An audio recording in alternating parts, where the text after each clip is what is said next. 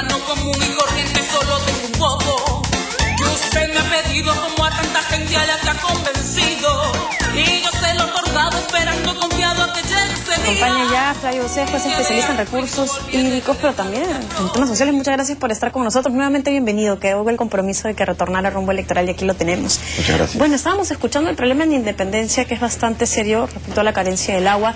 ¿Qué le parece el plan que tiene el alcalde electo? Le ha dicho que evidentemente no puede decidir algo oficialmente, pero sí buscar concertación y diálogo con Sedapal para favorecerlos y buscar una mejor situación para los vecinos. Sí, en realidad es interesante la aproximación del alcalde, ¿no? Porque efectivamente la municipalidad en la práctica no tiene mayor capacidad en términos de poder incidir sobre la prestación que recibe la gente en su casa. Pero ciertamente es un interlocutor válido y muy relevante para la empresa encargada de esto, que es Sedapal, ¿no? Y en ese sentido, el rol que puede tener la alcaldía como el aglutinador de todas las planteamientos, expectativas de los ciudadanos frente al operador, es un rol que es irreemplazable, ¿no? Porque una cosa es lo que pueden hacer los dirigentes o las organizaciones de la sociedad civil y otra cosa es que sea su alcalde el que los representa. Exacto. Con todo lo que ello implica en términos de institucionalidad, no solo ante el operador, sino las autoridades, que en este caso viene a ser el ministerio, ¿no? Nosotros estábamos un poco también, impresionados. Son 46 años, porque cuando me pregunté cuánto tiempo iban así, desde la historia del distrito, evidentemente, 46 años en esta situación, se les empezó a proporcionar, pero con deficiencia siempre. Y al ver un poco la situación, porque en un informe anterior que nosotros presentamos cuando escuchábamos a los candidatos y a sus propuestas, habían casos dramáticos ya específicamente en algunas zonas donde decían, tenemos agua de tal hora a tal hora, algunos en la mañana, otros en las tardes, y en un asentamiento humano mostraron un recibo de Sedapal donde se les cobraba por el servicio normalmente. Según el alcalde, hay una tarifa, digamos, plana, porque se les proporciona el servicio por algunas horas, pero ¿cómo se puede solucionar esto también? Sí, el caso en realidad de Independencia es emblemático y permite entrar a mirar cuál es la problemática del abastecimiento de agua en Lima, ¿no? Porque cuando se habla de una tarifa plana, en realidad a lo que se está refiriendo es lo que corresponde a la estructura tarifaria. Es decir, Sedapal cobra en función a un conjunto de tarifas que corresponden a determinados bloques de agua, ¿no? O sea, yo puedo, para ilustrar a los televidentes, ¿no? Entre 0 y 20 metros cúbicos pago una tarifa. Entre 21 y 30 pago otra tarifa y así sucesivamente. Eso es transparente, está en el recibo. Y ahí podemos encontrar y nosotros mismos hacer el cálculo de cuánto es agua, alcantarillado, le aumentamos el IGB y sale el monto de la tarifa. Ese es un ejercicio muy sencillo que se puede hacer. El asunto está en que, en el caso en particular de Independencia, tenemos un bajo porcentaje de micromedición. ¿Qué significa esto? Poca gente tiene medidor. Por lo tanto, lo que tiene es una asignación de consumo. Sedapal hace un cálculo y en función al distrito le asigna una cantidad fija de agua que consume. Lo multiplica por la tarifa y ese es el recibo que las personas pagan mensualmente. Entonces, eso es interesante porque no importa si yo tengo 2 horas, 4 horas o 24 horas, yo pago la misma cantidad por el agua, no importa cuánta consuma. Eso en estricto es una mala señal, porque no me da a mí una señal de que yo estoy pagando por lo que consumo, ¿no? Y es interesante notar que, según cifras del propio Sedapal, a mayo del 2010, solo el 74% de los usuarios tienen agua las 24 horas del día, ¿no? Y cuando hablamos de usuarios... Sí, ese es el balance general, ¿no es Exacto, cierto? el balance general. Eso significa que Sedapal tiene 1.2 millones de conexiones, que representa más o menos 8,8 millones de personas en Lima, en una ciudad que tiene como 11, ¿no? Entonces hay más o menos como 2 millones de personas que no están conectadas a la red.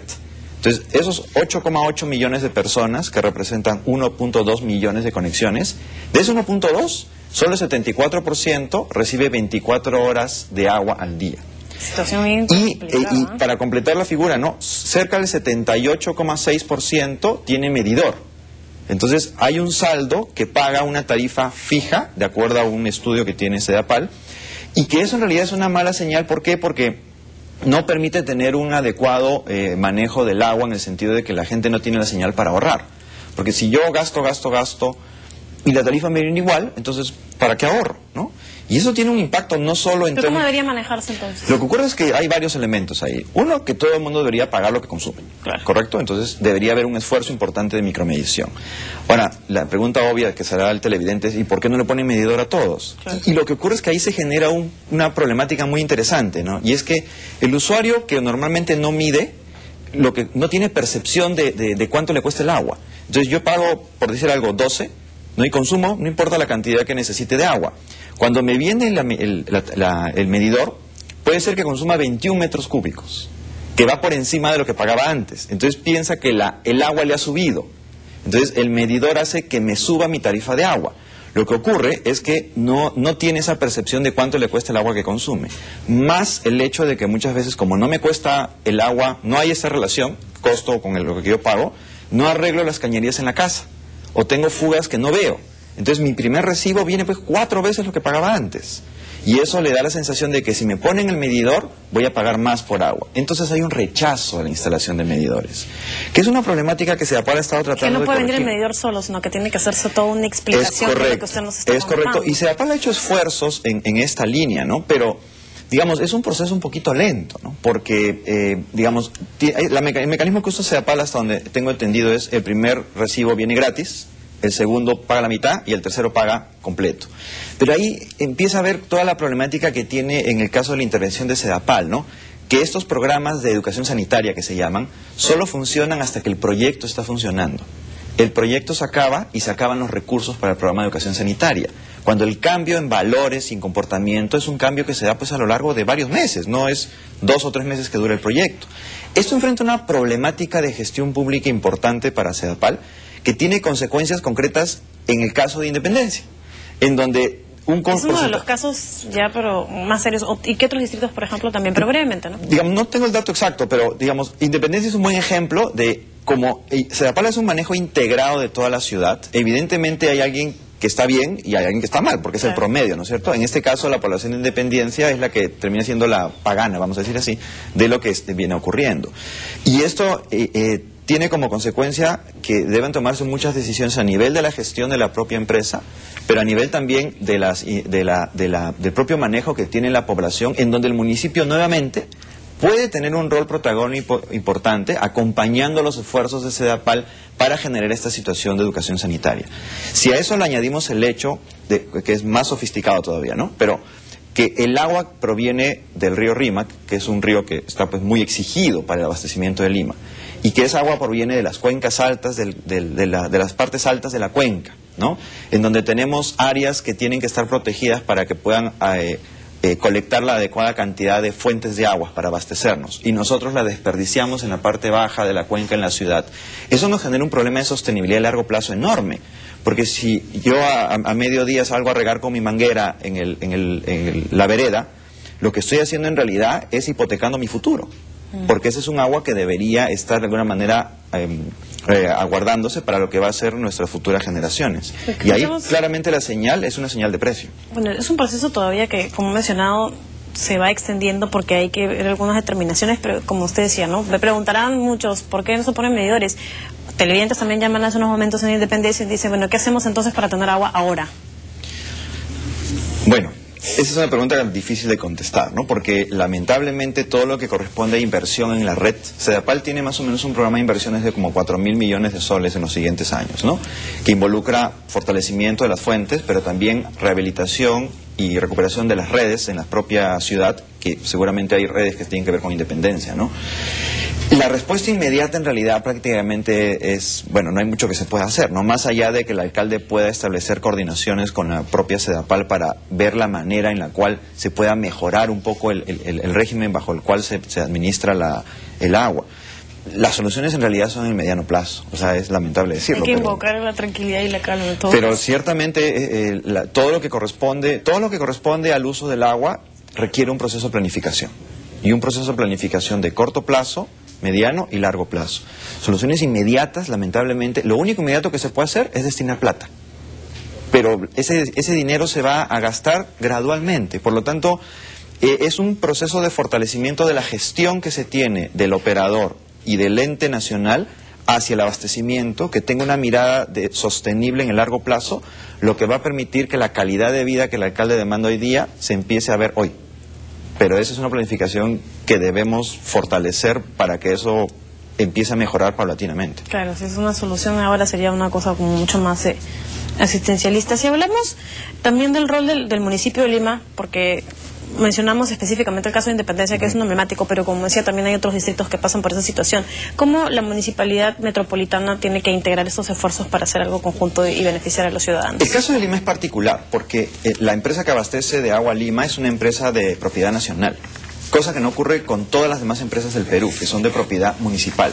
Porque la lógica establece que el que está más cerca del crecimiento de la ciudad, que es el municipio, y que en teoría lo planifica a través del ordenamiento territorial, es el que tiene que establecer hacia dónde crece la ciudad. Y hacia dónde debe crecer en términos de servicios básicos es hacia donde es más barato el abastecimiento de agua. De tal manera que no tenemos que bombearla a los cerros, sino que por gravedad se abastezca a las personas, ¿correcto? En el caso de Lima es una circunstancia un poco extraña porque tenemos un municipio metropolitano, muchos municipios distritales y una empresa que abastece a toda la ciudad. Los problemas de coordinación que surgen son enormes. Más aún el hecho de que no hay una capacidad por parte de la autoridad municipal de tener un control sobre la gestión de la empresa, porque el directorio de SEDAPAL es nombrado por FONAFE, que es un organismo a nivel nacional. Entonces ahí se generan situaciones de coordinación que provocan que haya muchos desajustes, no necesariamente una mirada en común, no necesariamente objetivos comunes o objetivos que vayan en el mismo tiempo. Esa es una problemática que trasciende, digamos, esta conversación, pero que es un reto que aún no hemos enfrentado adecuadamente. ¿Y cuáles serían las sugerencias para poder enfrentarlo? Bueno, si en ese caso queremos soluciones de corto plazo, lo que corresponde es que tiene que empezar a haber un ordenamiento entre hacia dónde crece la ciudad y los próximos programas de expansión de la red de SEDAPAL, ¿no? Por un lado. Y por otro lado, un fuertísimo programa de educación sanitaria que haga que nosotros reduzcamos la cantidad de litros habitante día que se consume. En Lima, se calcula que se consume 300 litros habitante día, cuando en Alemania es 150. Entonces ahí hay una diferencia enorme y una tarifa que no da la señal de escasez. Wow, realmente impresionante. Bueno, creo que definitivamente son muchas las cosas que hemos aprendido, pero en especial invocar a quienes también han llamado y han dicho necesitamos el agua ahora, que todavía es algo que va a demorar, es mediano o largo plazo, pero antes no se puede dar garantía de nada y el rol de la autoridad municipal es precisamente hablar con autoridades de SEDAPAL para tratar de llegar a un consenso ahí, pero más allá de eso... Además hay que tomar en cuenta que la tarifa no la pone SEDAPAL.